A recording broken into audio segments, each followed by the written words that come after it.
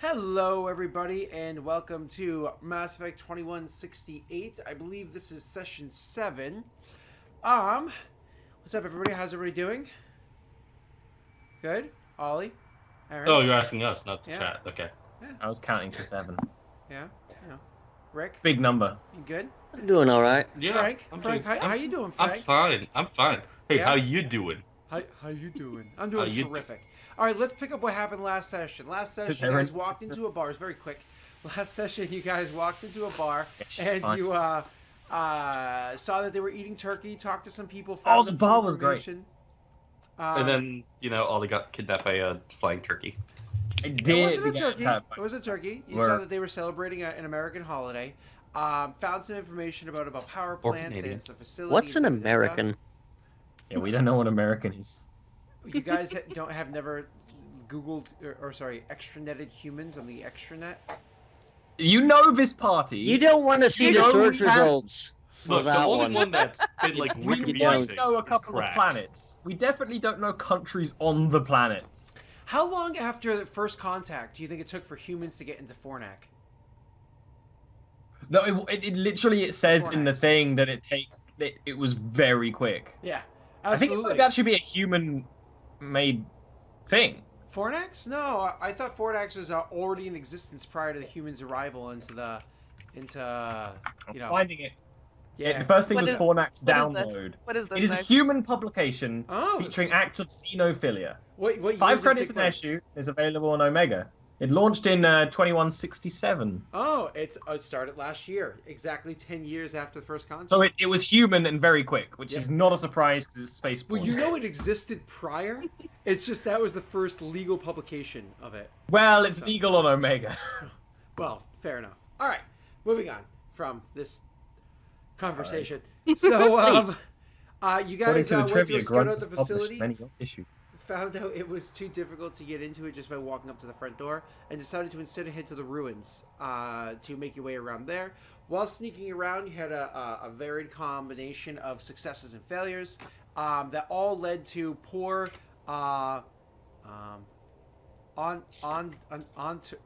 Antari, whatever her name is, Antari, Antari getting snatched up by getting snatched up by a giant bird and flown away, and Rick was able to, Cattle was able to save her with a whole bunch of shots of this gun. Pop, pop, pop, pop, saved her.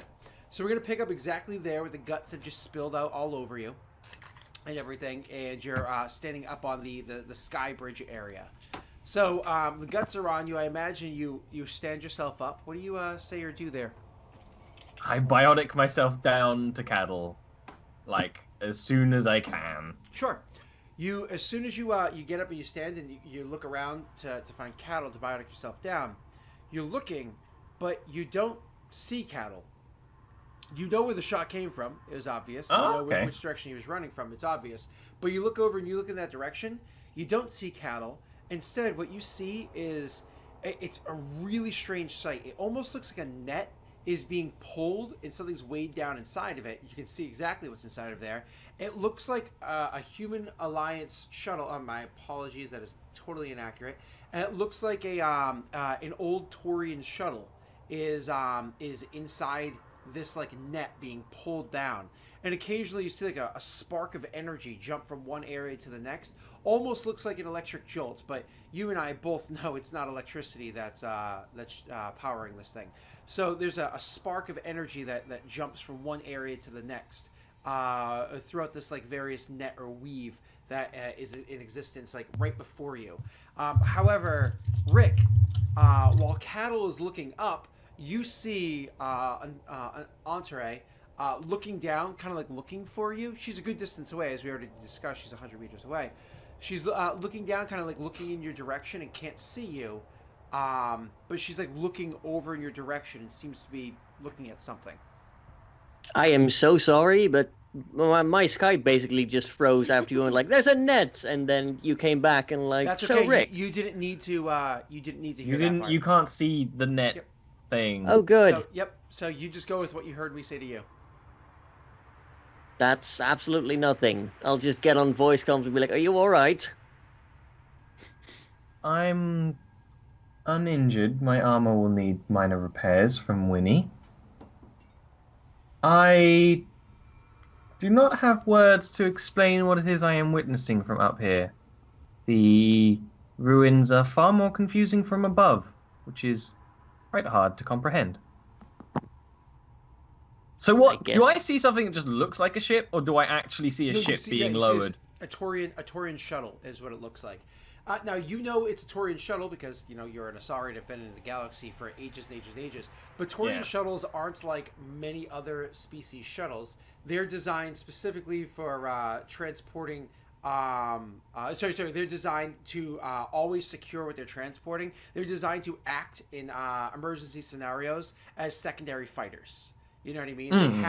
They have the ability to flip their systems into having fairly decent combative capabilities, certainly better than any other species shuttles do. Like X-Wings before they were turned into military vehicles. There you go. That's what I'm imagining. Yeah. Cool.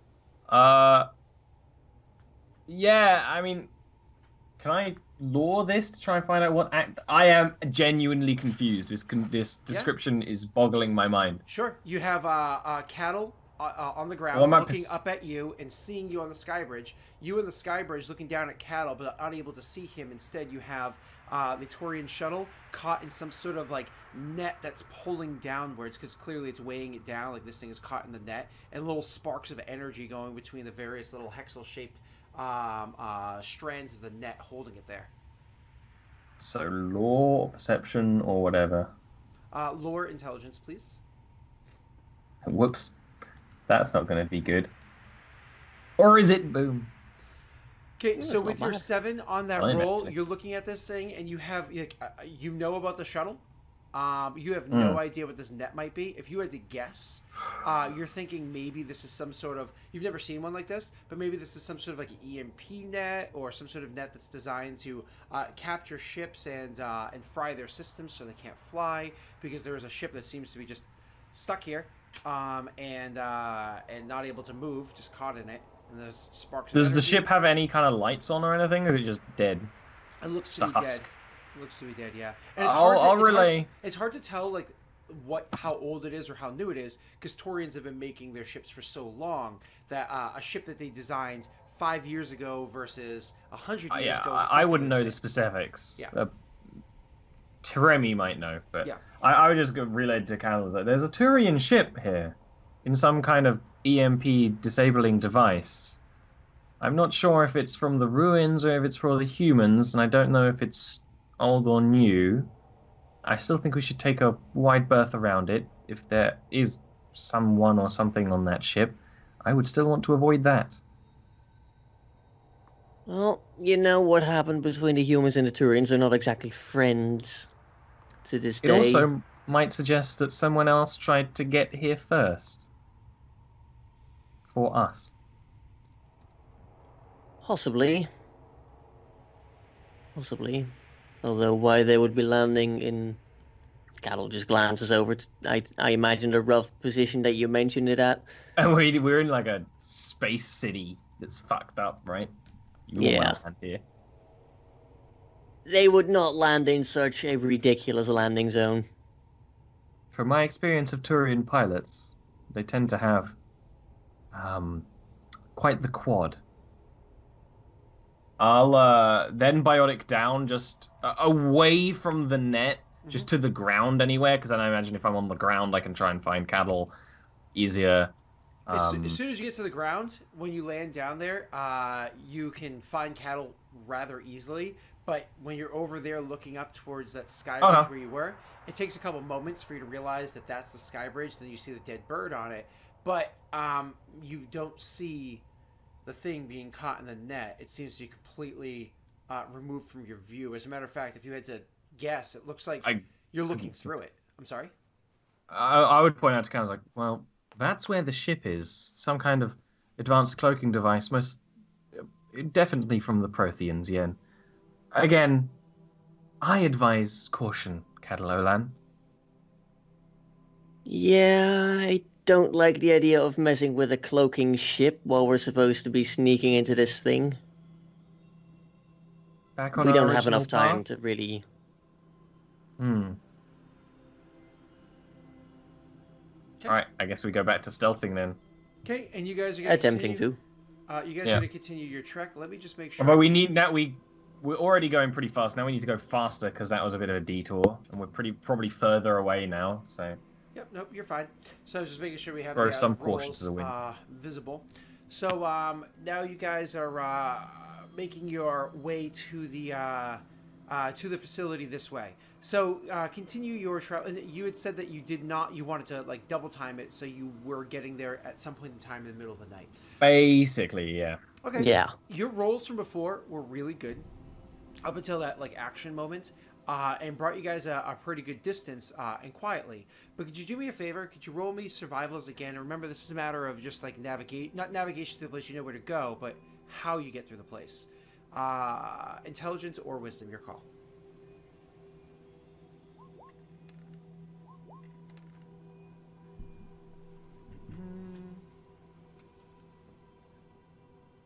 All right, let's see. So both of you guys rolled really well at this one, both matching an 8.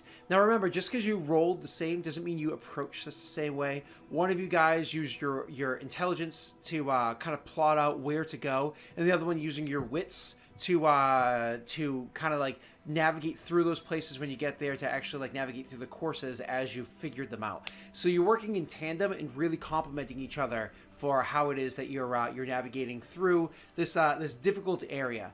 Now, when you're getting through the city, one of the things that you're going to notice is that the design of the city is nothing like any design that you have seen for the races that you guys have. The way that these people lived seems very different.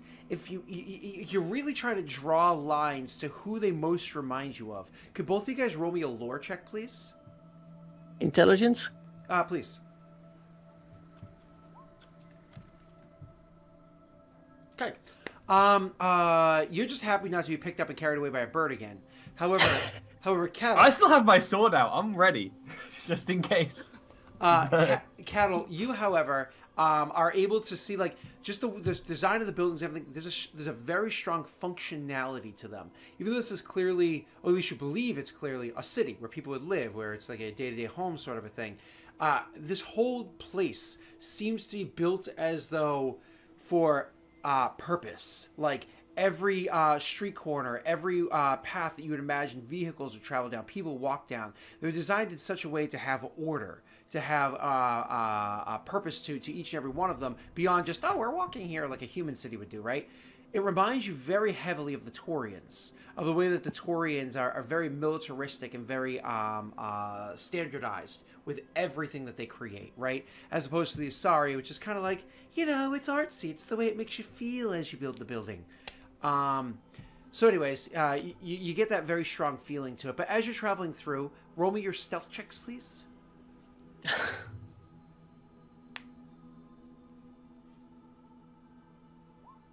What type? Is it Dex? Yeah. Rip. We gotta make a million stealth checks on the way, and one is enough to kill us all. No, remember, there was a reason for why you guys are rolling these kind of stealth checks as you're going out. So as you guys are traveling along and you kind of like come across a problem, generally speaking, the huntress travels ahead, scouts and sees things out, finds a problem, steps back, speaks to Cattle about them. They kind of like, he decides the best way to approach the problem, and then she does it, and he does the best he can to follow in tow. And then she does this kind of scouting thing. So this is what happens. She goes ahead scouting and tries to find the best way through the next area. And while doing so, here's a little bit of something. Before just immediately reporting back, she kind of like pokes around the corner to see like, oh, hey, what's this going on right here? Like, what are these noises I'm hearing? She looks around the corner and she sees a team of human research scientists, researchers, down in there and kind of like examining something. They get some tools out. You're not familiar with the tools, doesn't matter. And they're examining things. And so you're watching them. You're keeping quiet to yourself. And after you're like done taking in a little bit of information, a few moments, and you're probably about to report to Cattle either where you are whispering or take a couple steps back. Cattle, you, however, looked around, you saw that there weren't any problems, and she hasn't told you, yay or nay or anything like that yet. And you also hear something. You glance around the corner to see what it is, not thinking anything of it. You've not seen anything that would be a human yet. Just kind of like, oh, I heard the stumbling, like the move of a rock. Let me see what that is. You glance around the corner, and the problem was the move of the rock was a person literally standing right there. Roll me one more stealth check, please. Duck for cover. Hide in the bushes. It's funny because Cattle's in like basically the Mass Effect version of a suit, and it's just he's in like this forest ruin, and he's just gonna like fall in a pile of leaves or something. I love it. So you peek around the corner, and there's somebody there that's clearly holding a device and looking down and scanning something. And like as soon as you poke your head around, they clearly go to look up, but you pull your head back really quick, and you can hear them say, because you can understand the various human languages, the common ones. You hear them say, "Hey, I thought I saw something over here," and you can immediately hear like some movement happening inside around the corner from where he was. Where you can see Ollie is that two, they look like soldiers with guns, come quickly jogging over to one person that just kind of like announced this really quickly, and you obviously know that that's over where Cattle was near. And they come jogging over to where that person is and start like going and they're talking very quickly. Cattle, are you trying to hide where you are or GTFO? Depends on like, are there many buildings in the area nearby? Is there an easy nook where I could possibly hide in? There are a ton of buildings. An easy nook, yeah, probably. Because they don't know this terrain perfectly. So if you found any form of a nook, it's a good enough of a nook. Alternatively, would it be a couple of corners that I could quickly get around? So you want to book it? Okay, sure. So you can roll for me then an exert dexterity check. They're both fucked. Okay, so you turn tail and you book it out of there as quickly as you can to while like he's having that conversation with them. Clearly they heard something because they do end up reacting to it. But when they turn the corner, they don't see you, at least not immediately. And so you can see that they're making their way down that area where Cattle was, but they're both walking at like a slow and tedious pace and clearly start to spread out to like expand their search. But their weapons are at the ready and they are walking around searching, okay? That leaves behind the 4 remaining scientists that they all have sidearms, but like it's one of those... they're clearly scientists. The scientists, their shot isn't going to be great. Yeah, it's one of those like they have them probably because they were told they have to have them. I'll get back to where I heard Rick run away then. Sure. So you're going to make your way over to the area where, you don't know exactly where he is because he's just kind of like high sound. Yeah, but you're going to make your way over to that area. Roll for me a perception check, please. This is wisdom. Yay! Yay! You notice both of the human sentries moving around, searching and stuff like that. Rick, roll me that sneak check that you would have done after you finally found cover. Run and hide. You also just barely, because I was giving him a bonus because of distance and cover or whatever.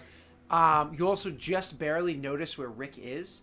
At the moment, it doesn't look like... If the humans can maintain a thorough search, they'll probably find him within the next minute. But it's going to take a solid minute of thoroughly searching. If they gave up before then, he might be good.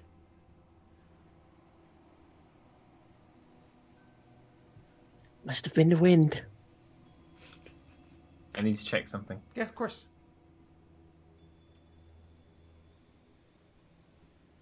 Might take a bit. Yeah.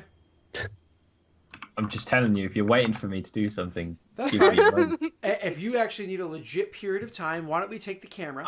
Yeah, I need like 5 minutes maybe. We are going to take the camera and we're going to pull it over to Winnie and Cracks. Now, Winnie, when you and Cracks were out scouting before, you found out as much information as you possibly could. You tried to avoid that Mako that was driving around the area. Again, you're not sure if it was a joyride or if it was a sentry, but like a scout, but you went to avoid the Mako that was driving around the area. Sadly, Winnie fell and ripped open a portion of her suit, and she immediately came back to the ship and was taking care of it.